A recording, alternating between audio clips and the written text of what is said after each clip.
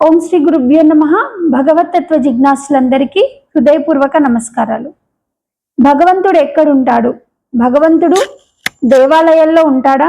భగవంతుడు మన పూజా మందిరంలో ఉంటారా? మరి భగవంతుడి యొక్క స్థానం ఏంటి? భగవంతుణ్ణి ఏ విధంగా చూడాలి? భగవంతుణ్ణి ఎక్కడ మనం అంది పొందాలి? ముందుగా మనం భగవంతుడు ఎక్కడుంటాడో తెలుసుకుందాం. భగవంతుడు అంటే ఏంటో తెలిస్తే ఎక్కడుంటుందో భగవంతుడు ఎక్కడుంటాడో తెలుస్తుంది. భగవత్ తత్వము అంటే సర్వత్రా వ్యాపకమై ఉన్న తత్వాన్ని భగవంతుడు అంటాం. అంటే సర్వవ్యాపకమైన ఒక తత్వాన్ని, ఇంకా అన్యంగా ఇంకొకటి లేకుండా సర్వత్రా అదే నిండి నిబిడీకృతమై ఉన్న ఒక తత్పదార్థాన్ని మనము, తత్ స్థితిని మనము భగవంతుడు అని అంటాం. దానినే పరమాత్మ అని, భగవంతుడు అని, దేవుడు అని సర్వ రకాల పేర్లు పెట్టుకొని పిలుచుకుంటూ ఉంటాం. మరి భగవంతుడు ఎక్కడున్నాడంటే సర్వత్రా ఉన్నాడు అంటున్నాం కదా. సర్వత్రా భగవంతుడు ఉన్నాడు అంటే మనం కూర్చున్న ప్లేస్లో అయినా సరే, మనం ఎక్కడెక్కడ చూస్తున్నాము, ఎక్కడెక్కడ ఉంటున్నాము, మన దృష్టి ఎంతవరకు వ్యాపకం అవుతుంది, అదంతా భగవతత్వమే. మన కూర్చున్న స్థితి భగవతత్వమే, మనకు దశ దిశలో ఉన్నది భగవతత్వమే, మన లోపల బయట ఉన్నది కూడా భగవతత్వమే. మరి భగవంతుడు ఇన్ని విధాలుగా అంటే దశ దిశలు వ్యాపించి, 10 దిక్కుల వ్యాపించి, మన లోపల బయట సర్వత్రా వ్యాపించి ఉన్న తత్వము ద్వాదశి తత్వమే అసలైన పరమాత్మ యొక్క స్థితి. మరి పరమాత్మని మన కళ్ళ ముందే ఉంచుకొని, భగవంతుణ్ణి మన కళ్ళ ముందే ఉంచుకొని మనం చూడలేకపోతున్నామంటే చూసే దృష్టి మనకు లేదు కాబట్టి సర్వత్రా ఉన్న పరమాత్మని మనం చూడలేకపోతున్నాము. మన ముందే, మన లోపల, మన చుట్టూ, వెలుపల, లోపల అంతటా నిండి ఉన్న తత్వం ఏదవుతుందో, ఆ భగవత్ స్థితి ఏదైతే ఉందో దాన్ని మనం చూడలేకపోతున్నామంటే చూసే దృష్టి మనకు లేదు. చూసే దృష్టి ఉంటే సర్వత్రా భగవత్ తత్వాన్ని వీక్షిస్తాము.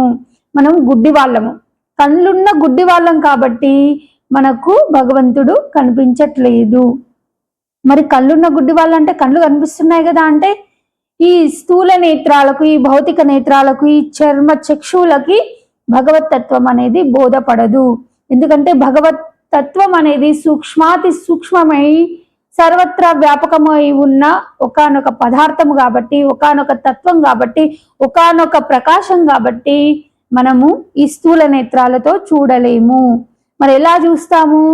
మన లోపల కనిపించనిది ఏదైతే మనస్సు ఉందో, సూక్ష్మాతి సూక్ష్మమైన మనస్సు ఏదైతుందో ఆ మనస్సు ద్వారానే మనం కనిపించని అంటే సూక్ష్మాతి సూక్ష్మమైన భగవత్ తత్వాన్ని పొందగలుగుతాము. మన లోపల ఉన్న మన మనస్సుతో మన లోపల ఉన్న పరమాత్మని, వెలుపల ఉన్న పరమాత్మని, అంటే లోపల బయట సర్వత్రా వ్యాపకమై ఉన్న పరమాత్మని మనసు ద్వారా మాత్రమే మనం గ్రహించవచ్చు.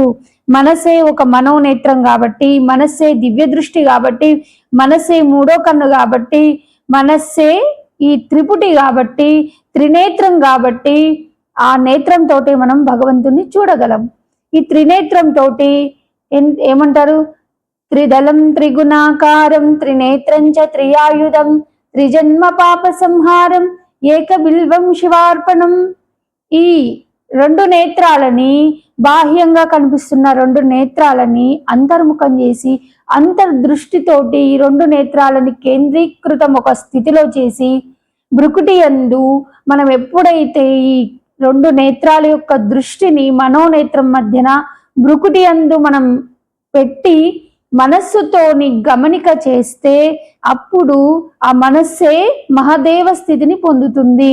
మనసే భగవంతుడు. మనసే భ్రమించి ప్రపంచంలో ఉండి బాధలు అనుభవిస్తుంది. కానీ అది మనసే భగవంతుడు అని తెలుసుకున్నప్పుడు అది భగవత్ తత్వం లోపల అంతర్లీనమైపోతుంది, అంతర్ధానమైపోతుంది, అంతర్లీనమైపోతుంది. అంటే ఉన్న ఒకానొక స్థితి ఏదైతే ఉందో ఆ స్థితి లోపల ఇది లయమైపోతుంది. అప్పుడే మనకు సర్వత్రా ఉన్న భగవంతుణ్ణి, భగవత్ తత్వాన్ని లోపల వెలుపల సర్వత్రా మనం వీక్షించవచ్చు. మన ముంగట్నే పరమాత్మ తత్వము, భగవత్ తత్వం మన ముందే ఉంది. చూడలేకపోతున్నాం. మనము ప్రహ్లాదుడి లాంటి స్థితిని పొందితే, సర్వత్రా వీక్షించే పరమాత్మని, భగవత్ తత్వాన్ని సర్వత్రా వీక్షించే దృష్టి మనకు ఏర్పడితే అప్పుడు మనం సర్వత్రా ఉన్న పరమాత్మని చూసి, అంటే అదే పరమాత్మ మనం అయిపోతాం కాబట్టి సర్వత్రా వీక్షిస్తూ బ్రహ్మానంద స్థితిలో ఉంటూ ఆ బయలునే చూస్తూ, బయలే బ్రహ్మం, మన ముందు ఏదైతే బయలుందో, ఖాళీ ఉందో, స్పేస్ ఉందో, పరాకాశం ఉందో, ఆ పరాకాశమే పరబ్రహ్మం కాబట్టి, ఆ పరబ్రహ్మ స్థితి పరమాత్మ భగవత్ తత్వం కాబట్టి దాని లోపల మనం అనునిత్యం దాన్ని అనుభవిస్తూ చూస్తూ ఉండడమే అచల స్థితి. మరి ఇదంతా ఎలా తెలుసుకుంటాము? చూసేవాళ్ళు చూపించబడతారు కాబట్టి, చూసేవాళ్ళు ఎవరు? గురువు కాబట్టి గురువు మార్గ నిర్దేశంలోనే మనము ఆ పరమాత్మ తత్వాన్ని పొందుతాము. అన్యంగా స్వతహాగా సొంతంగా మనకు ఆ భగవతత్వం అనేది తెలియబడదు. మన ముందే ఉండి కూడా మనం గమనిస్తలేము అంటే మనకు దృష్టి లేదు. మరి చూసే దృష్టి ఎవరిస్తారు? గురుమూర్తే ఇస్తాడు. సాకార గురువుని ఎప్పుడైతే ఆశ్రయిస్తామో, సాకార గురువు సాధన సిద్ధాంతాలని చెప్పడం ద్వారా ఆ సాధన సిద్ధాంతాలని, ఆ జపము, ధ్యానము, అమనస్కము ఇవన్నీ చేయడం ద్వారా, తారక యోగం ద్వారా మనము భగవతత్వాన్ని, అంతటా ఉన్న అచల తత్వాన్ని మనం అనుభవిస్తాము. గురువు యొక్క అనుగ్రహం ఉంటేనే శిష్యుడికి గ్రహించే శక్తి ఏర్పడుతుంది. కాబట్టి గురువు అనుగ్రహాన్ని పొంది అంతటా సర్వత్రా నిండి నిబిడీకృతమై ఉన్న పరమాత్మ తత్వాన్ని, భగవత్ తత్వాన్ని ఆస్వాదిస్తూ ప్రతి నిత్యము అదే దృష్టితో, భగవత్ తత్వ దృష్టితో ఉంటే మనకు నిష్కామ కర్మ ఏర్పడుతుంది. ఏమంటారు? జ్ఞానాన్ని దగ్ధ కర్మాని అని. మన కర్మలన్నీ దగ్ధమైపోతాయి. అంటే ఆగామి కర్మలు ఇంకా మనం పోగు చేసుకోము కాబట్టి, ప్రారంధం ఉంది కాబట్టి, ఇంకా శరీరం ఉంది కాబట్టి, శరీరంతో ఉన్నాం కాబట్టి మళ్ళీ మళ్ళీ మాయలో పడకుండా, ఒకవేళ మాయలో పడ్డా గానీ మన లోపల జాగృతమై ఉన్నటువంటి పరమాత్మ స్థితి మనల్ని మేలుకొల్పుతూ ఉంటుంది. కాబట్టి ఆ అచల స్థితిని అందుకొని ఉన్నప్పుడు సర్వత్రా మనం ఆ పరబ్రహ్మ స్థితిని అనుభవిస్తూ ఉంటాం. కాబట్టి ఇది భగవతత్వము మన ముందే ఉంది, మన లోపల, మన వెలుపల, మనం కూర్చున్న దగ్గరనే, మనం ఎక్కడ చూస్తే అక్కడ ఆ బయలే బ్రహ్మమై ఉంది. కాబట్టి మనము ఆ పరబ్రహ్మ స్థితిని పొందాలంటే గురువుని ఆశ్రయించాలి. గురువుని ఆశ్రయిస్తే సరిపోదు, గురువుని ఆశ్రయించిన తర్వాత సాధన చేసి ఆ అచల స్థితిని అందుకోవాలి.